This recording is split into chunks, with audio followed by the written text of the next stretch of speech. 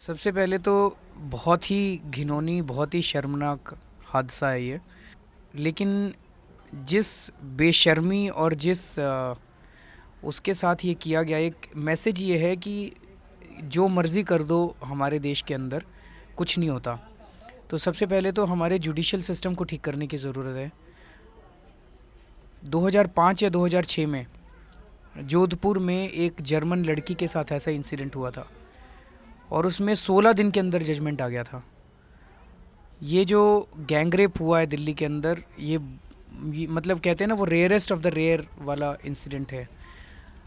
तो इसमें भी फास्ट ट्रैक कोर्ट शायद सरकार ने बनाया है। हम ये मांग करते हैं कि इसके अंदर भी मैक्सिमम 1 महीने के अंदर जजमेंट आना चाहिए और सख्त से सख्त सज़ा दी जाए, ताकि एक मैसेज ये जाए सोसाइटी में कि अगर कोई भी ऐसी शर्मनाक हरकत करेगा तो उसको बख्शा नहीं जाएगा। जब तक सख्त सज़ा और swiftness and certainty of punishment जब तक नहीं होगा, जब तक जल्द से जल्द सज़ा नहीं मिलेगी और सख्त से सख्त सज़ा नहीं मिलेगी, तब तक मुझे लगता है ये दोहराए जाते रहेंगे। और दिल्ली के अंदर तो महिलाओं का रहना मुश्किल हो गया। दिल्ली एक तरह से इतने सारे इंसिडेंट्स दिल्ली में हो रहे हैं। दूसरी चीज़, जनता से भी मैं अपील करना चाहूँगा कि ये बात केवल सरकार की नहीं है। सरकार को तो सख्त कदम उठाने ही है, लेकिन हम कैसा समाज बनते जा रहे हैं।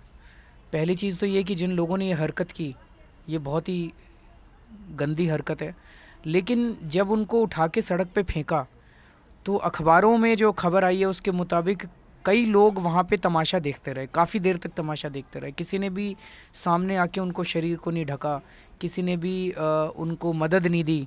जब तक पुलिस नहीं पहुँची तब तक वहाँ पे लोग तमाशबीन की तरह खड़े रहे। मुझे लगता है ये तो सभ्य समाज की निशानी नहीं है।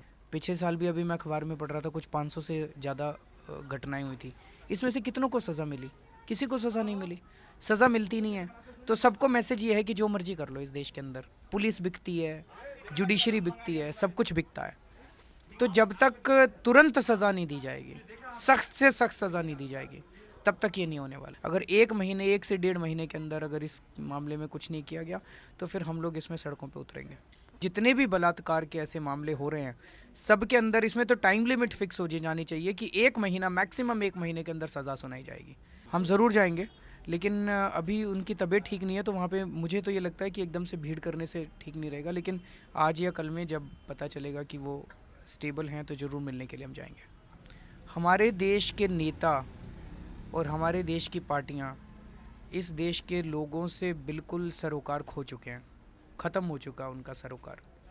देश के लोग एक तरफ हैं और ये सत्ता की सारी वो अलग है। पूरे सत्ता का खेल पूरा का उनको कोई लेना देना नहीं है इस देश के लोगों की समस्याओं से। देखिए, जब जब इस किस्म के सीधे सीधे